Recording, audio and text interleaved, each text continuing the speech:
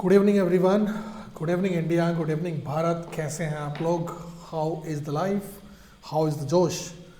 So guys, स्वागत है आप लोगों का यूपीएससी 101 पे with me Abhishek as your educator, mentor and instructor. बहुत बहुत स्वागत है। एक बार फटाफट जल्दी जल्दी आइए, अपने एंड से शेयर कीजिए और चीज़ों को जल्दी से जल्दी शुरू करने की कोशिश करते हैं। जैसा कि आप देख रहे हैं, आज लाइव मैं नहीं ले पा रहा हूँ and the reason behind that is something important, but class होती रहनी चाहिए, दैट इज़ इम्पॉर्टेंट। सो मैं ये ज़रूर देखूंगा, ठीक है, दैट अगर मैं लाइव नहीं हूँ, अगर आप लोगों के साथ नहीं हूँ, क्लास हो रही है, तो आप लोगों में क्या सीरियसनेस है। So please make it very important कि क्लास में आप लोगों का वो एक्साइटमेंट, वो इंथुजियाज्म, वो सपोर्ट जो दिखा है अभी मुझे 3-4 क्लासेस में, I was like feeling quite overjoyed, trust me. But चलो ठीक है, ये प्रीमियर सेशन है, ये लाइव सेशन नहीं है, but I will definitely watch कि हाँ भाई आज आप लोगों की सीरियसनेस क्या है।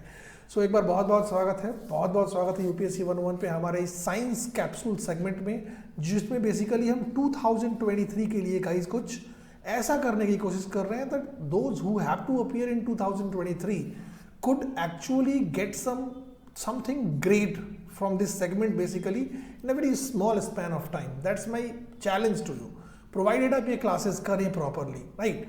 साइंस कैप्सूल इसलिए है बिकॉज बेसिक साइंस वाली बातें यहाँ पे नहीं होगी। अगर वो बेसिक साइंस किसी को देखना है तो यूपीएससी 101 पे साइंस की कुछ और क्लासेस हैं जिसमें किडनी, लीवर, देखो दोनों चीज़ें पढ़ना ज़रूरी है।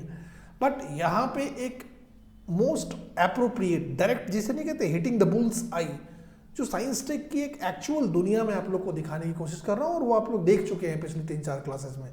तो मैं बार बार वही कह रहा हूँ कि किडनी, लीवर, गुर्दा, हार्ट, फेफड़ा करने से क्वेश्चंस बनने वाला है नहीं, और ये क्लासेस आप करने दो, उसके बाद आप PYQs को देखना, ठीक है, आप देखना। या फिर जो साथ साथ में स्पेशल क्लास में ये भी तो लेके चल रहा हूँ आप लोगों के साथ, स्पेशल क्लास में ये भी चल रहा है टॉप 200 MCQ। अब इसमें आप लोग अगर आओगे तो आप देख पाओगे कि हाँ भाई इसमें प्रीवियस ईयर के क्वेश्चंस भी हैं और कुछ प्रैक्टिस क्वेश्चंस भी होते हैं। आप देख पाओगे कि हाँ भाई ये क्लासेस कितना ज़्यादा मतलब ऑथेंटिक है, ऑथेंटिक इन द सेंस कि एप्रोप्रिएट है।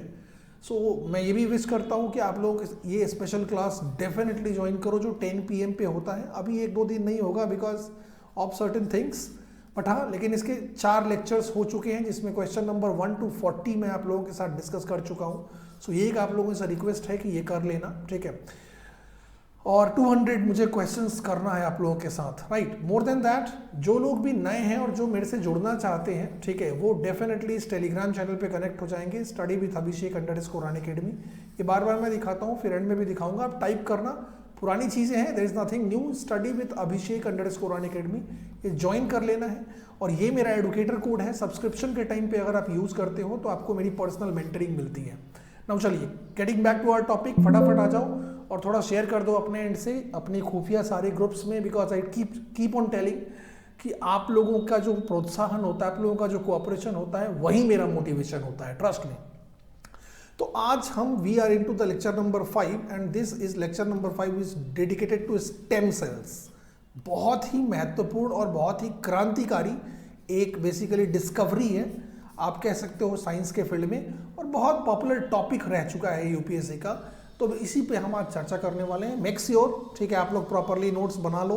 अच्छा देखो, मैं अभी PDF अभी तक भेज नहीं पाया हूँ, बट डोंट, मतलब भेज दूंगा मैं डेफिनेटली, कुछ क्लासेस हो जाती है एक साथ कंपाइल करके मैं भेज दूंगा, लेकिन फिर भी मैं चाहूँगा कि आप लोग खुद से नोट्स बनाओ, ठीक है। That is basically something very important, because आप खुद से नोट्स बनाते हो तो चीज़ें पहले तो याद हो जाती हैं, आधी से ज़्यादा उसी समय। एंड मोर देन दैट, आप जिस एग्जाम की तैयारी में लगे हुए हो वहाँ पे अगर लिखने का स्किल आपके अंदर नहीं है, ठीक है, तो फिर क्या ही कह सकते हैं, समझ रहे हो। तो वो लिखने वाला जो कार्य है ना, वो मतलब रातों रात ऐसा नहीं होगा कि क्रांति की तरह बेसिकली, ठीक है, उफन पड़ेगा। Slowly and gradually you will have to basically mould that thing. तो अगर क्लास नोट्स भी आप खुद से बनाते हो ना, that basically serves as a great source, ठीक है, in enhancing your writing skill. मैं PDF भेज दूंगा, डोंट वरी फॉर दैट, ठीक है, बट आप लोग ये काम खुद से भी किया करो, राइट। तो चलो शुरू करते हैं। स्टेम सेल, बहुत प्रकार के नाम होते हैं इसको। देखो, स्टेम सेल को हिंदी में कहोगे तना कोशिका तो कह नहीं सकते हैं ना, तना कोशिका, इट इज मूल कोशिका। मूल कोशिका मतलब क्या भाई? मूल कोशिका हल्का फुल्का तो आपने सुना ही होगा। जैसे देखो यहाँ पे स्टेम सेल का ये डायग्राम है, अब यही बेसिकली इंटेस्टाइनल सेल में बनता हुआ, कन्वर्ट होता हुआ दिख रहा है। ठीक है। यही बेसिकली लीवर की कोशिकाओं में बदलता हुआ बताया जा रहा है, यही बेसिकली कार्डियक सेल मतलब दिल की कोशिकाओं में बदल जा रहा है, यही नर्व सेल तंत्रिका तंत्र में बदलता हुआ नजर आ रहा है, ये ब्लड सेल में भी बदलता हुआ नजर आ रहा है, ये मस्क्यूलर सेल्स में भी बदलता हुआ नजर आ रहा है। What is all this thing? ये किस प्रकार का जादुई सेल है जो हर प्रकार के सेल का रूप ले सकता है? Yes, you are right, you are thinking right, and if you don't know you are actually if you are thinking anything, you are thinking right. ये गाइस ये उसी प्रकार की कोशिका होती है जो गिवन द राइट एनवायरनमेंट ये किसी प्रकार की कोशिका में परिवर्तित हो सकती है। अब दिस इज, देखो यहीं से क्रांति की शुरुआत हो रही है। हल्का फुल्का आपको आइडिया लग चुका होगा कि ये कितनी ज़बरदस्त चीज़ है कि भाई ये एक ऐसी प्रकार की कोशिका है जो किसी कोशिका का रूप ले सकती है। ये मांसपेशियों की कोशिकाओं में भी, मतलब ये है ना डोले शोले जो तुम्हारे होते हैं, ठीक है, मेरे नहीं है मतलब आपके हैं, और ख़ास करके भी फ़िलहाल सबसे ज़्यादा शाहरुख खान को हो गए हैं, ठीक है। हाँ, 60 साल की उम्र में ज़बरदस्त डोले शोले हो गए हैं, और सलमान खान तो मतलब क्या ही कहना। तो ये जो पठान फिल्म आई है उसमें देख के तो ऐसा लग रहा है कि हाँ भाई उसके ज़बरदस्त डोले शोले हो गए। तो मतलब कहने का वही है कि स्टेम सेल किसी भी कोशिका का रूप ले सकता है, and here lies the magic of this cell कि भाई stem cell are the biological cells, ठीक है, found in all the multicellular organisms. हर बहुकोशिकीय जीवों में ये पाया जाता है, which are capable to divide and develop into many different cell types। ये विभाजित होकर और किसी भी कोशिका का रूप ले सकती है, like for example muscular cells, brain cells, जो नर्व सेल होता है हमारे मस्तिष्क में मुख्य रूप से कौन सी कोशिका होती है? नर्व सेल, जिसे न्यूरॉन्स कहते हैं, ठीक है। मुख्य रूप से ये जो टॉप फ्लोर है ना उसी का बना होता है। ब्लड सेल रक्त की कोशिकाओं में बदल सकता है। अब बोलोगे ब्लड में सर कौन सा सेल होता है? तो यार बचपन से नहीं पढ़ते हो, आरबीसी, डब्ल्यूबीसी एंड प्लेटलेट्स, यही तो रक्त की कोशिकाएं हैं ना। रक्त में 3 प्रकार की कोशिका पाई जाती है, बाकी जो रक्त का लगभग 90% हिस्सा होता है लगभग, वो क्या होता है? लिक्विड होता है, लिक्विड होता है। अब इस लिक्विड में क्या होता है? इस लिक्विड में वाटर होता है, प्रोटीन घुला होता है, विटामिन घुला होता है, मिनरल्स घुले होते हैं, हॉर्मोन्स होते हैं, सब कुछ उसी पानी में तो मिला होता है। सो ये जो लिक्विड पार्ट होता है ब्लड का, इसी को आप बचपन से बोलते आ रहे हो प्लाज्मा, इसी को कहते हैं ब्लड प्लाज्मा। और प्लाज्मा के अलावा मतलब अगर इसमें थोड़ा सा क्लियर करके दिखाऊं, देखो छोटी छोटी बातें हैं। ब्लड का जो बेसिकली सॉलिड पार्ट है वो तो किसने 3 प्रकार की कोशिका है, आरबीसी, डब्ल्यूबीसी एंड प्लेटलेट्स। जो लिक्विड पार्ट है ब्लड का वो क्या है? बेसिकली उसी को आप ब्लड प्लाज्मा कहते हो। पानी में घुला हुआ हर चीज़, प्रोटीन, विटामिन, सॉल्ट, मिनरल्स, वो सब बेसिकली जो ब्लड का तकरीबन 90% है, that is called blood plasma. तो ये जो स्टेम सेल है ये बेसिकली किसी भी सेल का रूप ले सकती है, ठीक है। Muscles, muscular cells, cardiac cells, blood cells, nerve cells, किसी रूप में बदल सकता है, और यही इसका बेसिकली जादू है। कुछ केसेस में, ठीक है, कुछ मामलों में ऐसा देखने को मिलता है कि वो क्षतिग्रस्त ऊतकों को भी ठीक कर सकते हैं। देखो ये क्या प्रोबेबिलिटी है, ये बात तुम्हें धीरे धीरे समझ में आएगी, ठीक है। कि भाई मान लो किसी इंजरी साइट पे, ठीक है, मान लो किसी इंजरी साइट पे मतलब कहीं चोट लगी आपको, ठीक है, तो नॉर्मल सी बात है, चोट लगने का मतलब क्या है कि वहाँ की कोशिकाएं क्षतिग्रस्त होती हैं। अब मान लो वहाँ की कोशिकाएं क्षतिग्रस्त हो गई और वो ठीक से बॉडी उसे हील नहीं कर पा रहा है, ठीक है। अगर बॉडी उसे हील नहीं कर पा रहा है, हील नहीं कर पाने के केस में क्या होगा? वो जो बॉडी पार्ट है, वो जो हिस्सा है, ठीक है, वो काम करना बंद करेगा, वो काम करना बंद करेगा। अब उसको हील कराने का एक तरीका ये भी हो सकता है कि वहां पे उस बॉडी पार्ट में आप स्टेम सेल को इंजेक्ट करो, स्टेम सेल को इंजेक्ट करो, वो वहां पे जाके वहां के माहौल में वहां की कोशिका का रूप ले सकता है और फिर वो बॉडी पार्ट ठीक हो सकता है। So that what is being told कि ये कोशिका किसी भी कोशिका का रूप ले सकती है। प्लस बहुत सारे मामलों में ऐसा भी देखा जाता है कि डैमेज टिश्यूज को हील भी कर सकता है। Here lies the magic of this stem cell. It's a revolutionary development in the field of the medical science about which we are actually studying, and it has been one of the most hot topics in last 3-4 years, like in the UPSC examinations. इस प्रकार के questions वो खास करके पूछता है, ठीक है। अच्छा, तो पहले तो डेफिनेशन समझ गए, ठीक है। नाउ सी यूनिक प्रॉपर्टीज में इसके आते हैं। क्या है भाई इसका खास गुण क्या है? पहले तो समझिए कि स्टेम सेल क्या है। ये ऐसी कोशिकाएं हैं, ठीक है। अब देखो किसी भी कोशिका का रूप ले सकती है, इसका मतलब क्या है कि ये खुद पूर्ण रूप से विकसित नहीं है। अगर किसी खास कोशिका का ये रूप ले, अगर देखो आप चाहोगे कि शरीर की जो कार्डियक सेल्स है, कार्डियक सेल्स मतलब हार्ट सेल्स, ये नर्व सेल में बदल जाए, ये पॉसिबल नहीं है। कहने का मतलब ये कोशिका जो स्टेम सेल है, ये किसी भी कोशिका के रूप में जा रही, मतलब क्या है कि ये इमैच्योर्ड सेल्स है। इतना तो कॉमन सेंस है कि इसे आप इमैच्योर्ड सेल कह सकते हो, क्योंकि ये किसी भी कोशिका का रूप ले रही है। इसका मतलब है कि इसका जो एक निश्चित गुण है वो अभी विकसित नहीं हुआ है। That what is being told. इसका कोई फिक्स कैरेक्टर अभी डिसाइड नहीं हुआ है। तो they are underdeveloped cells, they are immatured cells, ठीक है, जिसे आप स्टेम सेल कहते हो, ठीक है। नाउ सी, आगे बढ़ो, इसकी यूनिक प्रॉपर्टीज में आओ, ठीक है, यूनिक प्रॉपर्टीज में आओ। स्वनवीनीकरण, ये अपना नवीनीकरण खुद कर लेता है, सेल्फ रिन्यूअल। इमैच्योर्ड सेल है, इमैच्योर्ड सेल है तो ये किसी भी नए कोशिका का रूप ले लेता है। This is basically nothing but the renewal process.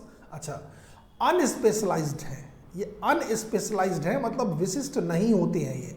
That what I M tolling कि यहाँ पे ये इमैच्योर्ड इसे कह सकते हो आप, अंडर डेवलप्ड सेल कह सकते हो। देखो कहाँ पाए जाते हैं, कैसे पाए जाते हैं, सब मन में आपके बहुत सारी क्यूरियोसिटी आ रही होगी, सब कुछ सॉर्ट आउट हो जाएगा, डोंट वरी, और बहुत सरल शब्दों में होगा, परेशान मत होइएगा, ठीक है। एकदम इतने सरल शब्दों में कि अभी को आपको भी पता नहीं चलेगा कि इतनी बड़ी बड़ी चीज़ें आपके अगल बगल से गुजर गई, ठीक है।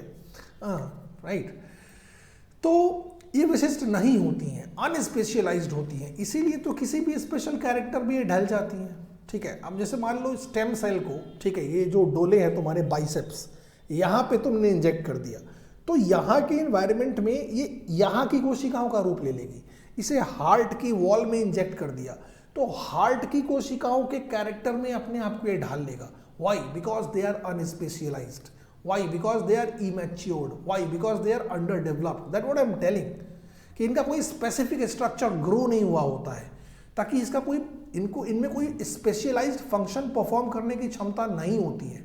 इमैच्योर्ड होते हैं, अनस्पेशलाइज्ड होते हैं, इसीलिए किसी भी अलग अलग प्रकार की कोशिकाओं के रूप में ये ढल जाते हैं, डिपेंडिंग अपॉन कि इसे आपने कैसा परिवेश दिया, इसे आपने कैसा एनवायरनमेंट दिया। That what is being told, ठीक है। अभी तक की डेफिनेशन एकदम क्लियर है। इसे यूनिक प्रॉपर्टी में अगर आओगे तो यूनिक प्रॉपर्टी क्या, इनका सेल्फ रिन्यूअल होता है, ये अनस्पेशलाइज्ड होते हैं, इसी चीज को हमने यहाँ पे बोला था कि भाई ये इमैच्योर्ड होते हैं, ठीक है, समथिंग लाइक दैट, राइट। आगे बढ़ो। जब स्टेम सेल की आप बात करते हैं तो यहाँ पे एक शब्द आता है पोटेंसी। पोटेंसी, पोटेंसी का मतलब सामर्थ्य। देखो होम्योपैथिक मेडिसिन जो होता है ना, वहाँ पे भी ये वर्ड यूज़ किया जाता है, खास करके पोटेंसी। और होम्योपैथिक क्या, एलोपैथिक में भी वो यूज़ किया जाता है। मतलब अब कहते हो ना कि भाई हाँ भाई मुझे क्या कहते हैं नॉर्फ्लॉक्स दे दो, नॉर्फ्लॉक्स दे दो 500 mg का। ये mg क्या है, पोटेंसी है। होम्योपैथिक में भी आप कहते हो मुझे बेलाडोना चाहिए, बेलाडोना चाहिए, दवाई का नाम है, 1 m चाहिए, 200 चाहिए, ये सब क्या होता है, पोटेंसी, स्ट्रेंथ। हिंदी में आप बोलोगे तो सामर्थ्य।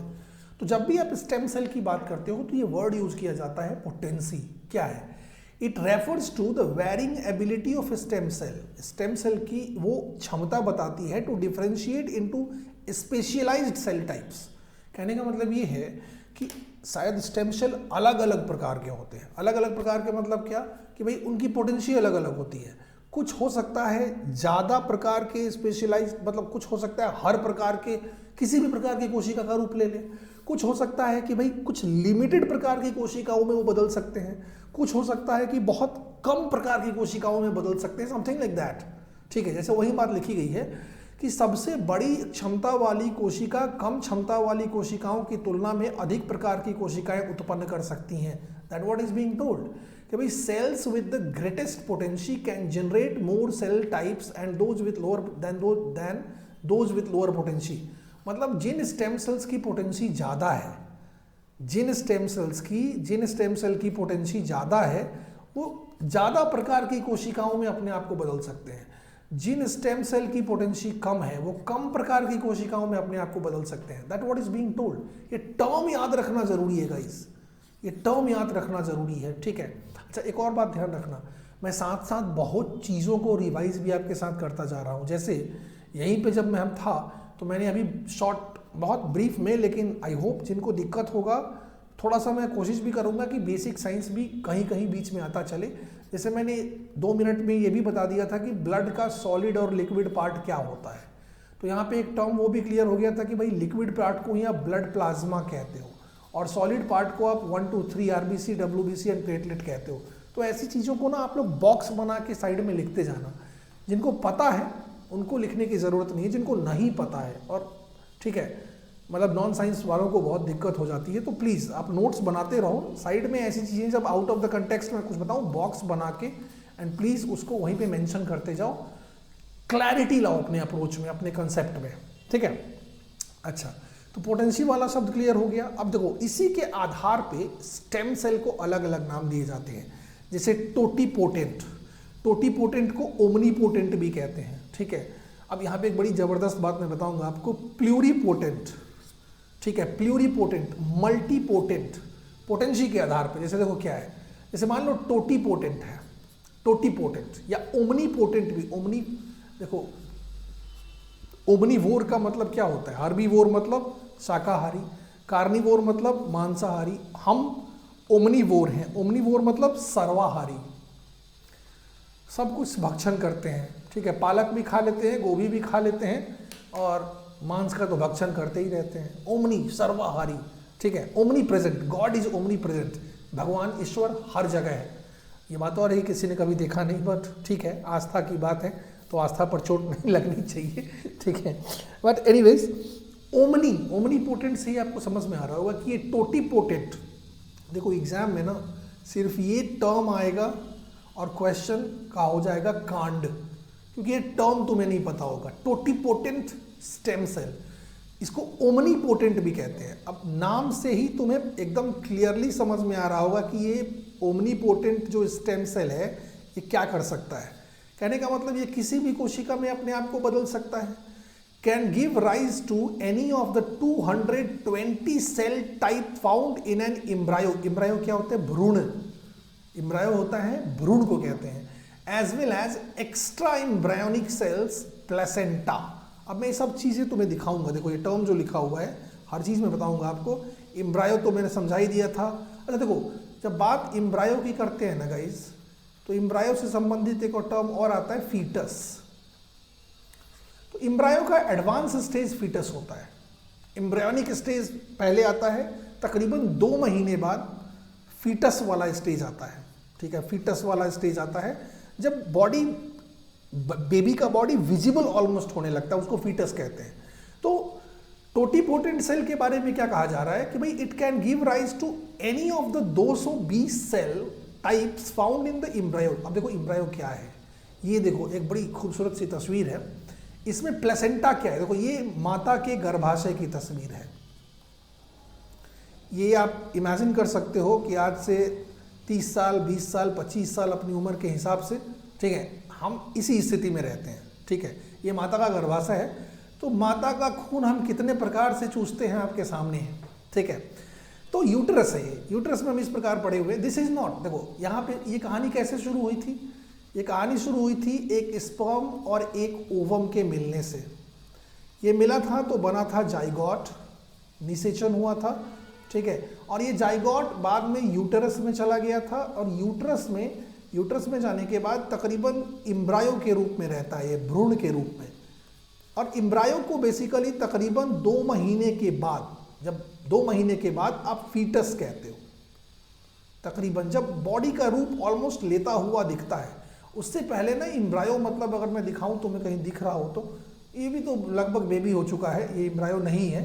खैर तकरीबन उसे 2 महीने बाद फीटस कहते हैं। तो अब ये यूटेरस है ना, यहाँ पे देखो गाइस, यूटेरस में जब मान लो इसे सपोज हम मान लेते हैं, लेट सपोज ये इम्ब्रायो तो है नहीं, बट लेट अस सपोज कि ये इम्ब्रायो है, भ्रूण जिसे कहते हैं, इसे कहते हैं भ्रूण, ठीक है। तो ये बेसिकली क्या कहा जा रहा है कि इम्ब्रायो में तकरीबन 220 प्रकार की कोशिकाएं पाई जाती हैं।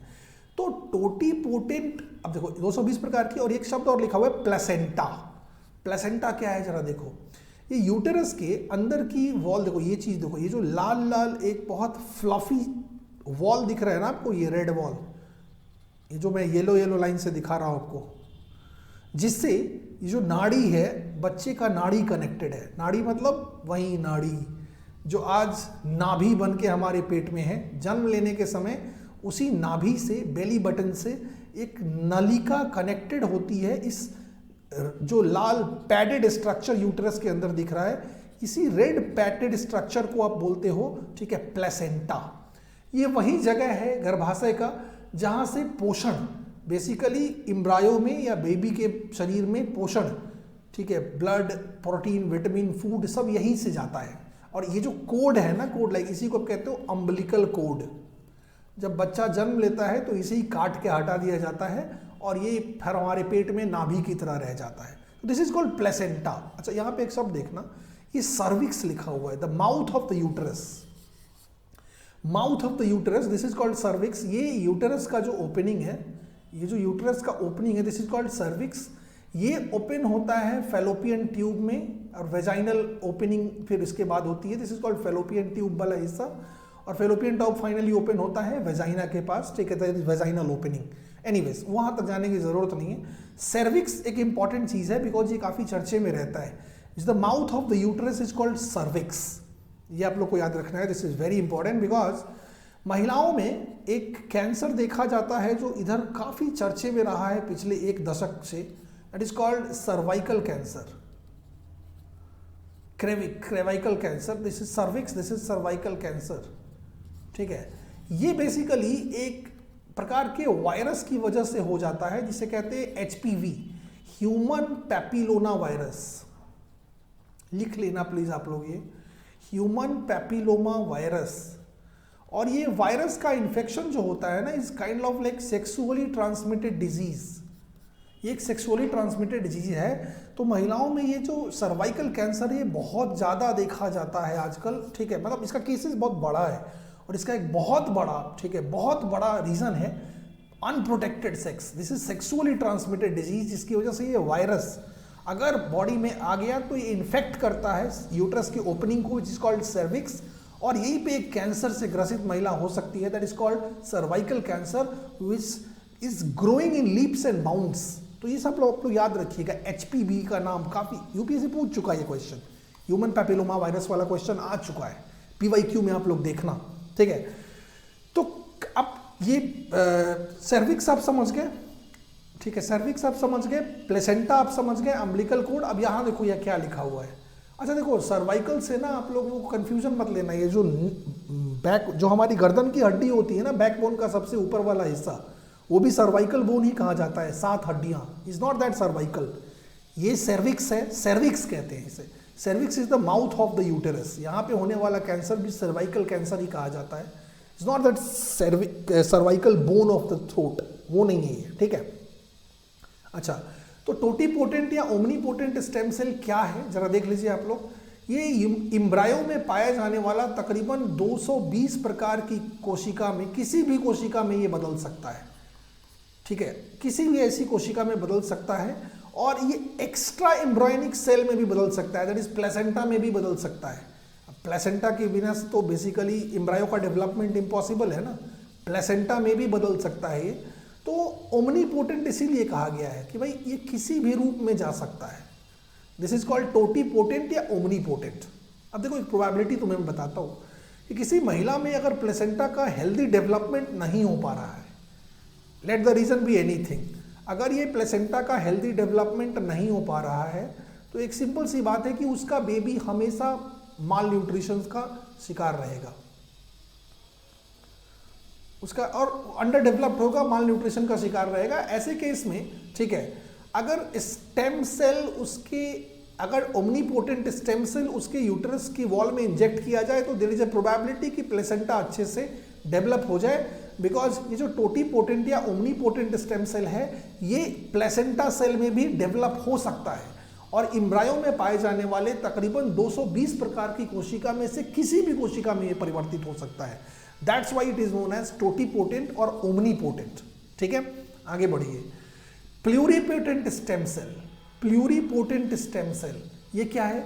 It can give rise to all cell types of the body. शरीर के किसी भी प्रकार के कोशिका में ये बदल सकता है, बस प्लेसेंटा का रूप नहीं ले सकता ये ध्यान रखिएगा। देखो, ओमनीपोटेंट में क्या था, ये इम्ब्रायो के किसी भी प्रकार के सेल में बदल सकता है, इम्ब्रियोनिक किसी भी प्रकार के इम्ब्रियोनिक सेल में बदल सकता है। प्लस प्लेसेंटल सेल में भी बदल सकता है, ठीक है, दैट इज टोटीपोटेंट या ओमनीपोटेंट। प्लूरीपोटेंट में क्या है, प्लूरी मतलब प्लूरल, ये किसी भी प्रकार की कोशिका में शरीर के बदल सकता है, muscular cells, cardiac cells, nervous cells, लेकिन प्लेसेंटल सेल में नहीं बदल सकता है। ये कहाँ पाया जाता है? It is found in the inner mass cell of the blastocyte. Blastocyte क्या कहते हैं? Early stage of the embryo. देखो, इम्ब्रायो होता है जब जाइगोट नया नया यूट्रस में जाता है, तो तकरीबन 2 महीने तक उसको इम्ब्रायो कहा जाता है, 2 महीने के बाद उसे फीटस कहा जाता है। इम्ब्रायो का भी जो अर्ली स्टेज होता है ना, लगभग जब हम कीड़े की तरह पेट में जो रहते हैं, दैट इज कॉल्ड ब्लास्टोसाइट, तो उसमें पाया जाता है इस प्रकार का प्लूरीपोटेंट सेल। देखो, ये जो स्टेम सेल है ना, इसका एक बहुत बड़ा साइट है ये embryo. Embryo is the under developed part, ये अनडेवलप्ड या अंडर डेवलप्ड पार्ट है। तो इम्ब्रायो में जो सेल होते हैं, मतलब बहुत ज़्यादा स्टेम सेल पाए जाते हैं, ठीक है, इम्ब्रायो में। इम्ब्रायो का भी अर्ली स्टेज जिसे ब्लास्टोसाइट कहा गया, उसमें बेसिकली बहुत सारा स्टेम सेल पाया जाएगा प्लूरीपोटेंट, जो शरीर के किसी भी कोशिका का रूप ले सकती है एक्सेप्ट प्लेसेंटल सेल। अच्छा, मल्टीपोटेंट, ये मल्टीपोटेंट मतलब कुछ लिमिटेड नंबर ऑफ सेल्स में सिर्फ बदल सकता है, ठीक है, लिमिटेड नंबर ऑफ सेल्स में सिर्फ बदल सकता है, not much, that is called multipotent, ठीक है। अच्छा,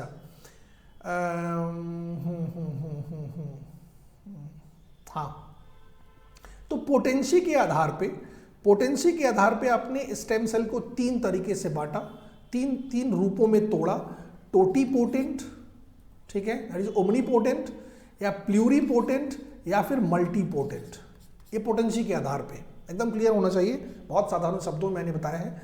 और जिस प्रकार से मैं ये चीज़ें आपके सामने बढ़ रही हैं, एक बात तो बिल्कुल क्लियर है, ठीक है, कि भाई जो ये स्टेम सेल हैं, ये पाए कहाँ जाएंगे शरीर में? तो प्राइमरली सबसे ज़्यादा इनके पाए जाने की संभावना इम्ब्रायो में होती है। इम्ब्रायो, बिकॉज वो अंडर डेवलप्ड फीटस है। इम्ब्रायो का भी अर्लियर स्टेज, दैट इज ब्लास्टोसाइट, ठीक है, उन सब में उसकी जो कोशिकाएं होती हैं मैक्सिमम, ठीक है, स्टेम सेल ही होती है।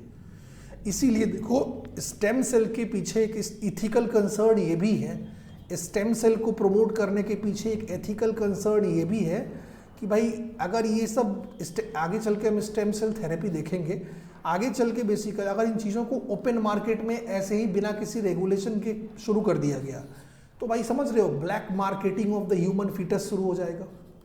फीटस, इम्ब्रायो, महिला गर्भ, ठीक है, और महिलाओं का कितना बड़ा स्कैंडल और दुरुपयोग हो सकता है आप इमेजिन कर सकते हो। भाड़ी पर सरोगेसी को इंडिया ओपनली क्यों नहीं शुरू कर रहा है? सबसे बड़ा रीज़न है कि गरीबी का, लाचारी का फ़ायदा उठाकर महिलाओं के भ्रूण के साथ, महिलाओं की कोख के साथ, यूटेरस के साथ खिलवाड़ हो रहा है इन द सरोगेसी, ठीक है। वो जो फिल्म मैंने तुम्हें बताई थी यशोदा, अगर तुम देखोगे, अगर देख लिया हो कल की क्लास में जो मैंने बताया था, आप खुद ही समझ जाओगे कि किस प्रकार का कांड हो सकता है अगर stem cell medication, stem cell system को आप ओपनली बिना किसी स्ट्रिक्ट रेगुलेशन के ग्रो करोगे, या फिर सरोगेसी को। तो सरोगेसी पे तो हम आएंगे अभी, बट यस, अब आ जाइए टाइप ऑफ स्टेम सेल में एक और प्रकार का क्लासिफिकेशन होता है। तो ये कहाँ पाया जाता है आपको समझ में आएगा। जैसे देखो, इम्ब्रियोनिक स्टेम सेल, इम्ब्रियो तो आप समझ गए, भ्रूण को कहते हैं, ठीक है, यही भ्रूण 2 महीने बाद बेसिकली क्या कहा जाएगा? फीटस। और इम्ब्रायो का ही जो बेसिकली प्राइमरी स्टेज होता है उसी को ब्लास्टोसाइट कहते हैं। ये सब बता दिया है मैंने पीछे, please keep on writing. They are pluripotent, pluripotent समझ रहे हो ना जो लिखा गया है, which are derived from the inner cell mass of the blastocyte, समझ रहे हो, ये सब भ्रूण से मिलता है, स्टेम सेल वगैरह बहुत ज़्यादा।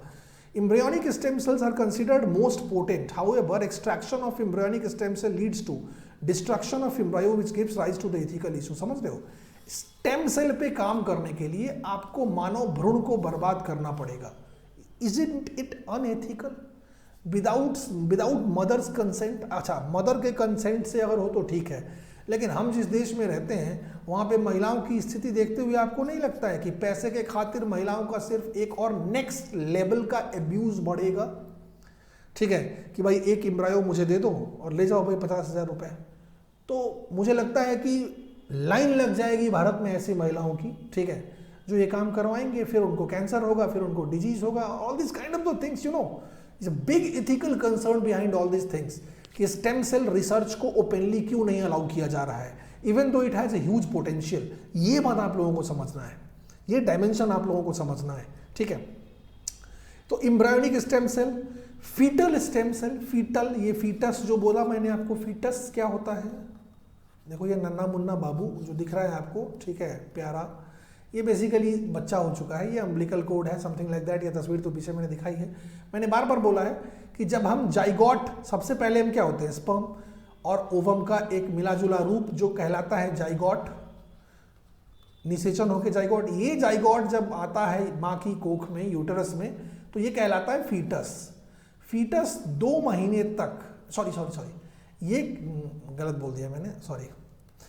जाइगोट जब यूटरस में आता है, जाइगोट जब यूटरस में आता है, दिस इज नॉट जाइगोट, मान लो हम इस प्रकार के रहते हैं, तो तकरीबन ये, तो फिर इसे आप कहते हो एम्ब्रायो। 2 महीने बाद आप इसे कहते हो foetus.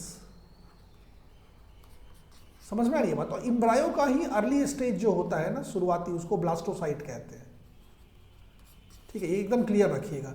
Fetal stem cell, These are primitive cells found in the organ of the fetus. Fetus मतलब लगभग वो बच्चे की तरह फिर दिखने लगता है, उसके पहले वो कीड़े की तरह दिखता है, समझ रहे हो? अच्छा, एडल्ट स्टेम सेल, नाम से ही पता चल रहा है कि कौन से स्टेम सेल्स हैं। ये अनडिफरेंशिएटेड है, found throughout the body after development that multiply by cell division to replenish dying cells and reason.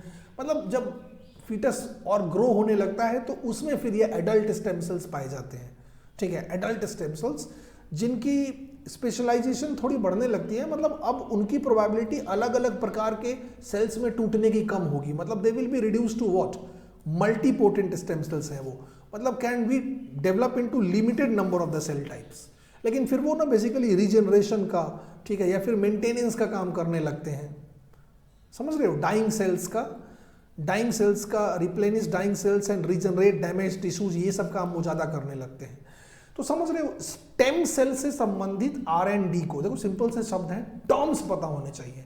Embryonic stem cell, foetal stem cell, मतलब सबसे ज़्यादा अगर मैं पूछूं आप लोगों से, हैड आई बीन लाइव, तो मैं पूछता कि भाई आपको क्या लगता है, एम्ब्रायोनिक स्टेम सेल है जो भ्रूण में पाया जाएगा, फिर फीटल स्टेम सेल है, और फिर एडल्ट स्टेम सेल है, ठीक है, 1 2 3।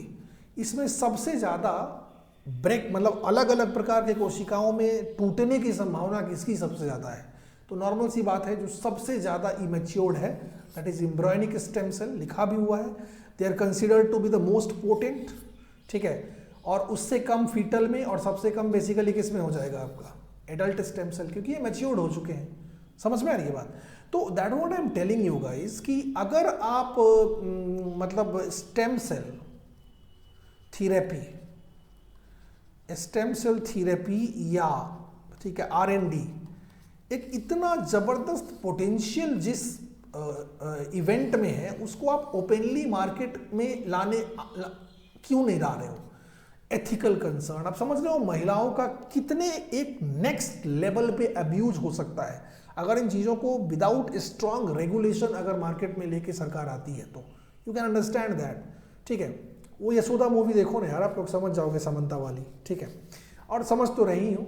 अच्छा, एमनियोटिक स्टेम सेल्स की बात की जा रही है। एमनियोटिक स्टेम सेल, देखो एमनियोटिक फ्लूइड पता है क्या होता है? मैं दिखाता हूँ आप लोगों को, देखो पहले ये सब देखो, very interesting things, you upcoming mothers and fathers, upcoming husbands and wives, upcoming ditchas and ditchies, upcoming fathers and mothers। देखो एमनियोटिक सैक, ये माँ का यूटेरस है, गर्भाशय है, ठीक है। ये सर्विक्स था जहाँ सर्वाइकल कैंसर हो रहा था, that is human papilloma virus, ठीक है। इसका टीका भी आ गया है, टीका की भी बात सरकार करती है, ह्यूमन पैपिलोमा वैक्सीन। तो एमनियोटिक, देखो वायरस है, तो वायरस से अगर वो कैंसर हो रहा है तो उसका तो टीका ही एक इलाज हो सकता है ना। टीका is not 100% safe, you understand.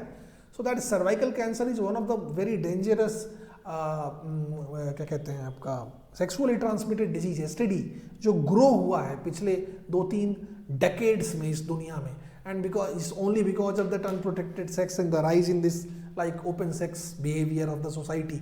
समझ रहे हो? Not open sex like that of Thailand and all, but हाँ इन चीज़ों के प्रति थोड़ी सोसाइटी आगे तो आई है, एथिकली या अनएथिकली वो एक अलग मुद्दा है, ठीक है। बट जो कहानी 1947 में थी उससे तो 500 गुना चेंज कहानी अब when it comes to basically this relations are so called आज देखने को मिलती है, राइट। तो थोड़ा एमनियोटिक के बारे में देख लो। एमनियोटिक क्या होता है? एमनियोटिक सैक, ये माँ का यूटेरस है, this is the uterus of the mother, और ये हम है, ठीक है।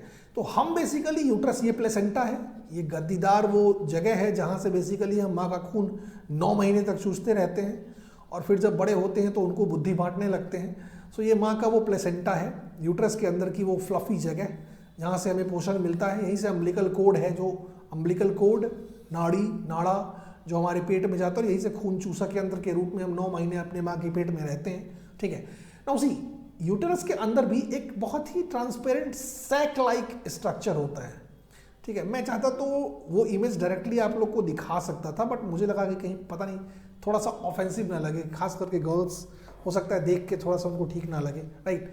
ठीक ना लगे मतलब थोड़ा सा वो होता है ना, मतलब they are like a bit sensitive towards this blood and all, ठीक है। तो आप ऐसे समझ लो, एक ट्रांसपेरेंट जैकेट होता है जिसके अंदर हम होते हैं, ट्रांसपेरेंट जैकेट, और उस ट्रांसपेरेंट यूट्रस के अंदर वो ट्रांसपेरेंट थिन, समझो बैलून की तरह की संरचना होती है, ठीक है।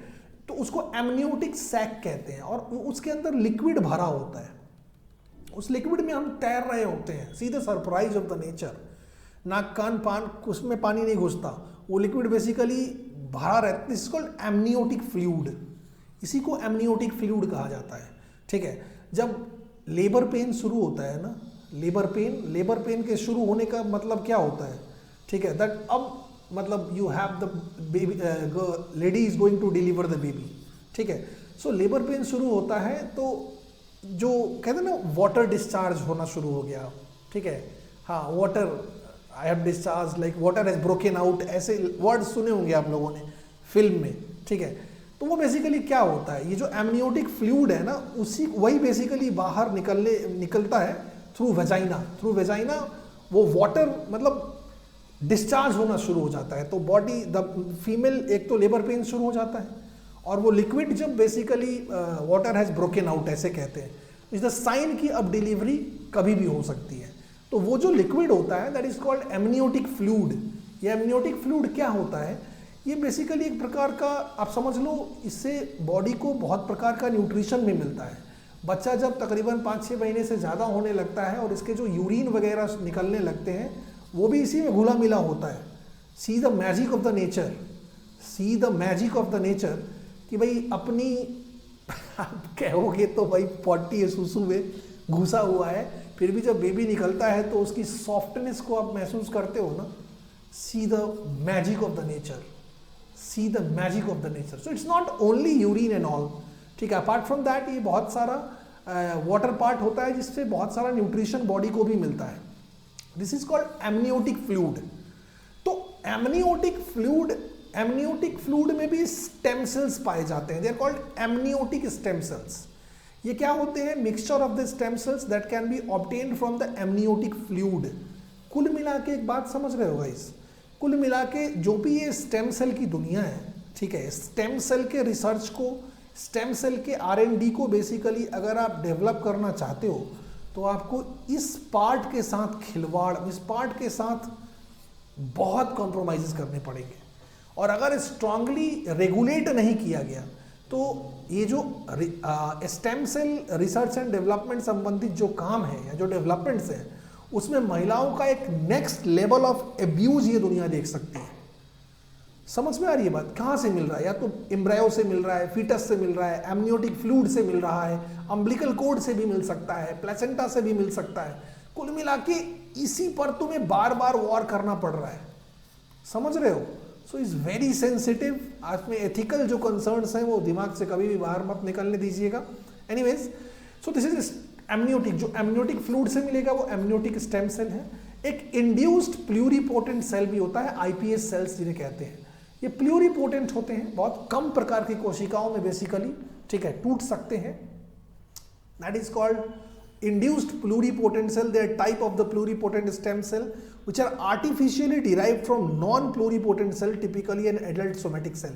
अब ठीक है, मतलब किसी भी एडल्ट सोमैटिक सेल से बेसिकली इसे आप हार्वेस्ट कर सकते हो, इसे आर्टिफिशियली डिराइव कर सकते हो, बट इसका जो पोटेंसी होता है बहुत वीक होता है, तो ये हमारे बहुत कंसर्न का नहीं है, बहुत कंसर्न का नहीं है, ठीक है। बहुत सारी बातें मैंने गाइस बेसिकली आपको बताई। Now come to stem cell therapy. अब स्टेम सेल कहाँ से क्या मिल रहा है, इसका क्या टाइप है, क्वालिटी है, इन सबको जानने के बाद now come to stem cell therapy. क्या यूज है इसका? यूज लगभग तो समझ ही गए होगे ना कि भाई टू ट्रीट और प्रिवेंट डिजीज और कंडीशन। समझ रहे हो, कोई बॉडी का पार्ट है वो क्षतिग्रस्त हो गया, वहाँ की कोशिका रीजेनरेट हो ही नहीं रही है, तो आप वहाँ पे अगर स्टेम सेल भेज दोगे तो हो सकता है वो वहाँ की कोशिका का रूप ले ले और वो डिजीज हील हो जाए। जैसे मैं एक एग्जांपल के रूप में तुम्हें बताता हूँ, जो जॉइंट है हमारा, पैर का जो जॉइंट है, जैसे ये फीमर बोन है, ये पैर का जो जॉइंट है, ये नी वाला जो एरिया होता है, नी वाला, यहाँ पे जो पटेला बोन होता है, आप टच करके देखो पैर में, यहाँ पे जो हड्डी जो घूमती रहती है, दिस इज कॉल्ड पटेला। तो जनरली क्या देखा जाता है कि किसी भी जॉइंट पे, चाहे वो उंगलियों का जॉइंट हो, किसी भी, ये उंगलियों का जॉइंट हो, पैर का जॉइंट हो, ठीक है, या आपके हाथ का जॉइंट हो, ठीक है, कहीं किसी भी जॉइंट पे आप समझ रहे हो ना, ऑर्थराइटिस एक डिजीज होती है, बुढ़ापे में जो होती है, गठिया जिसे कहते हो, ठीक है। क्या होता है इन जॉइंट्स पे? जो बेसिकली एक प्रकार का फ्लूइड होता है, that is called synovial fluid, उसे कहते हैं साइनोवियल फ्लूइड। वो जॉइंट पे जहां भी ये बॉल एंड सॉकेट, ये पे जो जॉइंट्स हैं, वहां की कोशिका वो फ्लूइड रिलीज कर रही होती है, जिसकी वजह से जॉइंट पे फ्रिक्शन नहीं होता। तो ये फ्लूइड अगर यहाँ की कोशिका रिलीज करना बंद कर देगी, जो बुढ़ापे में जनरली होने लगता है, तो फिर यहाँ पे मूवमेंट के टाइम फ्रिक्शन बढ़ेगा और बहुत पेन महसूस होगा, और slowly and gradually body move कर पाना असंभव हो जाता है। This condition is called arthritis. इसी को गठिया कहते हैं, जो लाइलाज बीमारी है। बिकॉज वंस वहाँ की कोशिका में अगर साइनोवियल फ्लूइड जनरेट करने की क्षमता खत्म हो गई, तो उसे दवाई से नहीं हम प्रोड्यूस करा सकते हैं। यहाँ पे साइनोवियल फ्लूइड बहुत ज़्यादा ही कम कर सकता है। साइनोवियल फ्लूइड के में स्टेम सेल, अगर यहाँ पे मतलब जैसे मान लो कि ये पैर वाला एरिया है, ये मान लो पैर वाला एरिया है, अगर यहाँ पे हम स्टेम सेल रिलीज कर दें और वो स्टेम सेल जाके वहाँ की कोशिका का रूप ले ले और साइनोवियल फ्लूइड प्रोड्यूस करने लगे, तो गठिया क्या हो जाएगा? ट्रीटेबल हो जाएगा। आप समझ रहे हो इस एग्जाम्पल के थ्रू मैं क्या बताने की कोशिश कर रहा हूँ कि जो स्टेम सेल थेरेपी है ये जादुई है। It has the potential of doing wonders. Researchers, शोधकर्ताओं ने पहले ये कर दिखाया है that adult bone marrow cell guided to become heart like cell can repair heart tissues. Bone marrow समझ रहे हो क्या होता है? बोन मैरो मतलब हड्डियों के बीच का बेसिकली जो फ्लफी पार्ट होता है, जैसे हड्डी है ना, ठीक है, तो ये हड्डी मान लो, इसके बीच जो नॉन वेज होंगे ना, वो चिकन विकन खाते, मटन तो करते हो ना, वो जो निकलता है, that is called bone marrow, अस्थि मज्जा। ये बहुत प्रकार की कोशिकाओं को जनरेट करता है, आरबीसी, डब्ल्यूबीसी, प्लेटलेट्स, ये सब बेसिकली मुख्य रूप से यहाँ पे प्रोड्यूस होते हैं, इस बोन मैरो में प्रोड्यूस होते हैं, ठीक है। सो यहाँ भी बोन मैरो भी स्टेम सेल का एक बहुत इंपॉर्टेंट साइट है। मतलब इमैच्योर्ड आरबीसी, इमैच्योर्ड डब्ल्यूबीसी, इमैच्योर्ड प्लेटलेट्स, वही तो स्टेम सेल हो जाएंगे ना। सो बोन मैरो से भी बेसिकली बहुत सारे स्टेम सेल आप ग्राफ्ट कर सकते हो। तो ये पहले भी मतलब ये काम हो चुका है कि बोन मैरो से बेसिकली जो स्टेम सेल लिए जा रहे हैं, ठीक है, उनको हार्ट लाइक सेल्स में कन्वर्ट किया जा चुका है इन मेडिकल साइंस। मतलब हार्ट की कोशिकाओं में वो बदल जाते हैं। ऐसे में समझ रहे हो आप, हार्ट में जो छिद्र होते हैं, दिल में जो सुराख हो जाता है, या अगर मान लो कि दिल कार्डियक मसल्स किसी के वीक हो जाते हैं, ये सब चीज़ ट्रीट किया जा सकता है। स्टेम सेल थेरेपी में उन बीमारियों को ठीक करने की क्षमता है। टाइप 1 डायबिटीज, मतलब वही जिसे आप मधुमेह कहते हो, ठीक है, बीमारी, पार्किंसन डिजीज, सेलिएक डिजीज, ये सब लाइलाज बीमारियां हैं, ऑर्थराइटिस, समझ रहे हो, इन सबको ट्रीट किया जा सकता है स्टेम सेल थेरेपी से। That what is being told. कितना ह्यूज पोटेंशियल है, आप समझ रहे हो। बट इसके पीछे जो एथिकल रेपरकशन है, एथिकल कंसर्न है, जो नैतिक मुद्दा है, वो उससे भी बड़ा है, उससे भी बड़ा है। कहने का मतलब ये है कि विदाउट स्ट्रिक्ट रेगुलेशन आप इन चीज़ों को, इस मतलब स्टेम सेल थेरेपी, अब इसमें बहुत सारा मतलब इज एक्चुअली स्टिल ग्रोइंग, तो इस पर जो R&D है इसको आप ओपनली बिना स्ट्रिक्ट रेगुलेशन के अलाउ नहीं कर सकते हो, बिकॉज ठीक है इन दिस पैट्रियार्कल सोसाइटी, इस नर प्रधान समाज में जहां महिलाओं की स्थिति ऑलरेडी बहुत डगमगाई हुई है, महिलाओं को आप डेफिनेटली एक नेक्स्ट लेवल ऑफ टॉर्चर या नेक्स्ट लेवल ऑफ डिमोलिशन की तरफ आप भेजोगे, इसमें कहीं से कोई शक नहीं है। ठीक है, इसलिए सरकार ओपनली इन चीजों को अलाउ नहीं करती है। ठीक है, national guidelines, no this things are very important for examination point of view. National guidelines for stem cell research 2017 में सरकारी अनुदेश जो दिशा निर्देश था स्टेम सेल अनुसंधान को कैसे किया जा सकता है, तो इसमें एथिकल कंसिडरेशन, इसमें जो नैतिक मुद्दा है वो सबसे है इंपॉर्टेंट ये है कि it is mandatory to get informed. ठीक है, कंसेंट फ्रॉम द जो भी वॉलंटरी डोनर, क्या एम्ब्रायो का ये हिस्सा आपको चाहिए ना, एम्ब्रायो कम फीटस, ठीक है, कम बेसिकली अस्थि मज्जा दैट इज बोन मैरो, ये सब चाहिए आपको। तो भाई जो भी डोनर है उसका कंसेंट कंपलसरी है, तो स्टेम सेल लेने से पहले डोनर का कंसेंट कंपलसरी है और वीडियो कंसेंट भी चाहिए। वीडियो कंसेंट चाहिए, नहीं कि भाई कॉपी कलम पे प्रेम पत्र लिख दिया और पता चला कि उस महिला का शरीर मृत अवस्था में पाया गया और उसमें से गर्भाशय और भ्रूण गायब थे। समझ रहे हो ना क्या हो सकता है। सो जो राष्ट्रीय दिशा निर्देश है स्टेम सेल अनुसंधान के लिए 2017 में निर्धारित किया गया है वो आपके सामने है। पहला पॉइंट ये है। दूसरा point, it provides details on the requirement for manufacturing of stem cells and their पूरी डिटेलिंग, आप पूरी डिटेलिंग करोगे, जो भी स्टेम सेल रिसर्च आप कर रहे हो उसका एक कॉम्प्रिहेंसिव डॉक्यूमेंटेशन आप करोगे। It is mandatory that stem cell or their product derivatives are processed in CDSO licensed good manufacturing practices facility. CDSO मतलब central drug standard control organisation, central लिख लेना, drug standard control ORG organisation. ये ministry of health and family welfare के अंतर्गत काम करता है, स्वास्थ्य एवं जल कल्याण मंत्रालय के अंतर्गत। ठीक है, और ये रिस्पॉन्सिबल है हमारे देश में ड्रग्स से लेकर और जो भी बेसिकली मेडिकल रिलेटेड इक्विपमेंट्स या इंफ्रास्ट्रक्चर होते हैं उन पर फाइनल अप्रूवल इसी की होती है। ठीक है, समझ में आ रही है बात। तो दैट इज कॉल्ड CDSCO। तो ये कहा जा रहा है कि जो भी आप काम करोगे स्टेम सेल पे और जो भी डेरिवेटिव जो भी प्रोड्यूस करोगे या प्रोडक्ट वगैरह, वो CDSCO द्वारा लाइसेंस्ड, ठीक है, लाइसेंस्ड फैसिलिटी में ही होना चाहिए। That what is being told. ठीक है, next, the commercial use of stem cell as elements of therapy is prohibited. आप कॉमर्शियल यूज स्टेम सेल का कर ही नहीं सकते हो। ठीक है, सीधी सी बात है। No stem cell administration to human is permissible outside the purview of clinical trial. आप CDSO द्वारा ऑथोराइज्ड फैसिलिटी, ठीक है, के अलावा अगर कोई क्लिनिकल ट्रायल आप कंडक्ट कर रहे हो तो उसी फैसिलिटी में करोगे। इसके अलावा बेसिकली स्टेम सेल को इंसानों में आप किसी प्रकार से और यूज नहीं कर सकते हो अपनी इच्छाओं की पूर्ति के लिए, ना ही उसका किसी प्रकार से कॉमर्शियल यूज कर सकते हो, ये सब नहीं कर सकते हो आप। ठीक है, लेज डाउन द क्राइटेरिया, मतलब ये जो है गाइडलाइंस है, ये स्टेम सेल उसके प्रोडक्ट, ठीक है, के बारे में प्रॉपर गाइडलाइन 2017 में स्थापित हो चुकी है कि भाई आपकी प्रॉपर लेबलिंग स्टेम सेल की होनी चाहिए। It's proper before release CDSC certification needed for infrastructure facilities, ये सारी बातें मैंने आपको बताई थी। मतलब अंडर स्ट्रिक्ट रेगुलेशन ही आप किसी भी स्टेम सेल संबंधित R&D काम को अंजाम दे सकते हो। That what is basically being told. ठीक है, अच्छा, रिव्यू एंड ओवरसाइट, देखो ये सब गाइस एडमिनिस्ट्रेटिव पार्ट याद रखना आप लोग, UPSC से बहुत पूछती है। मतलब UPSC is the habit of asking this kind of the questions.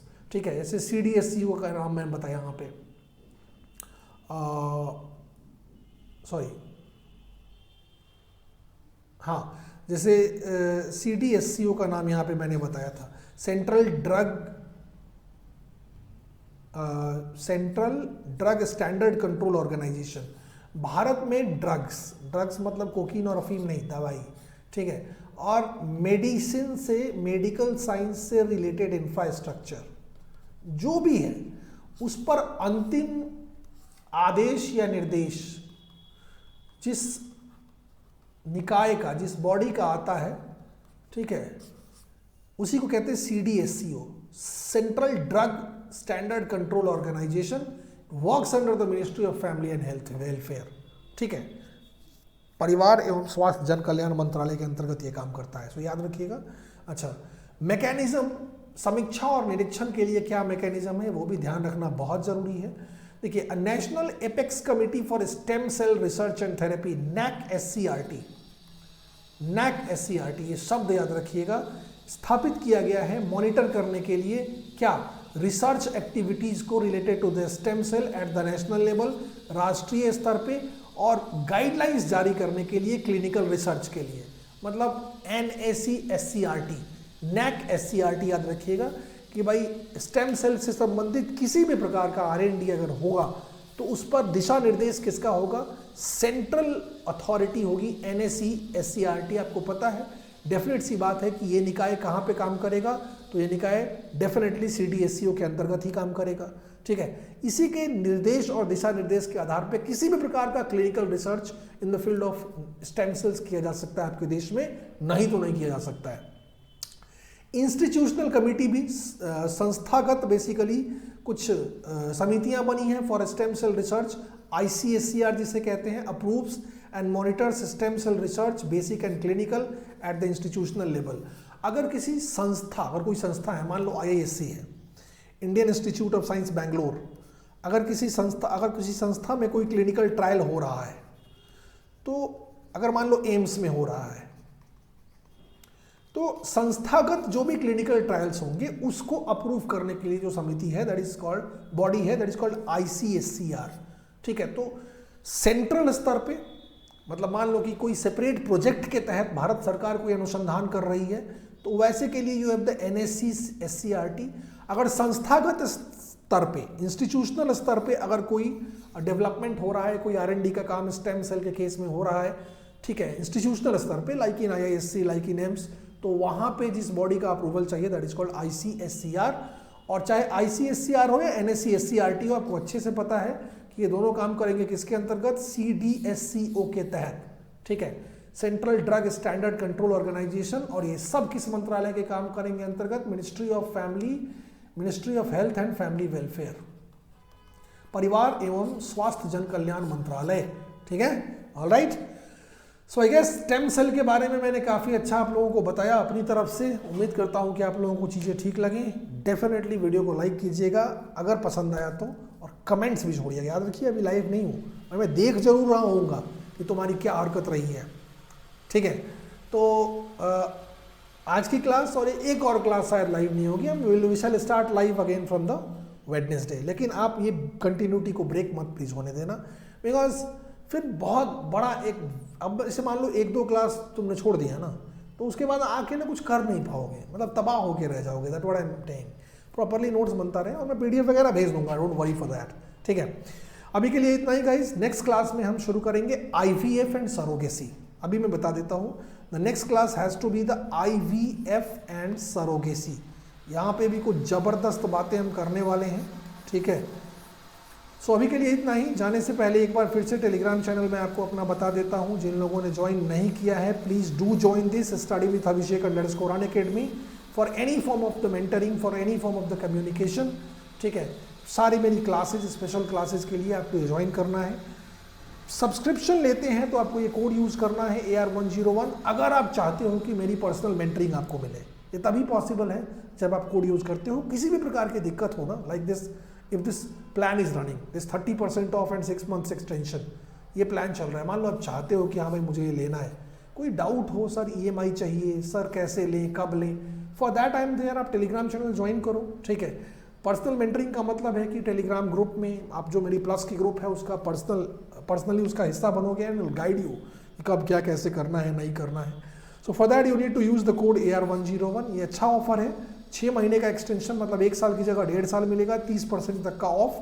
तो कॉम्बो आपका हो जाता है। अगर प्लस की बात करोगे तो plus combo 50,000 approximately and iconics 64,000 के आसपास। बहुत सारी बातें आजकल मार्केट में फैली हुई हैं, ठीक है। मैं जानता हूं कि आप लोग कंफ्यूज होंगे बहुत सारी चीज़ों को लेकर, बट उसमें कुछ कंफ्यूजन है नहीं। कुछ कन्फ्यूजन है नहीं, बस अपने आप को दिग्भ्रमित नहीं होने देना है, दैट्स ऑल, राइट। सो अभी के लिए इतना ही गाइस। स्पेशल क्लास अभी 1-2 दिन नहीं होगी, वेडनेसडे से स्पेशल क्लास फिर शुरू करेंगे, लेकिन जिन लोगों ने नहीं किया है उन लोगों से रिक्वेस्ट है कि जो 4 लेक्चर्स हुए हैं 40 क्वेश्चंस के, वो कर जरूर लीजिएगा। अभी के लिए इतना ही guys, thank you very much. Next class में हम मिलेंगे तो हमारा टॉपिक जो होगा मैं अभी बता देता हूं, that will be IVF and surrogacy. ठीक है, that's all guys, bye bye, see you all, love you all, take care, bye bye.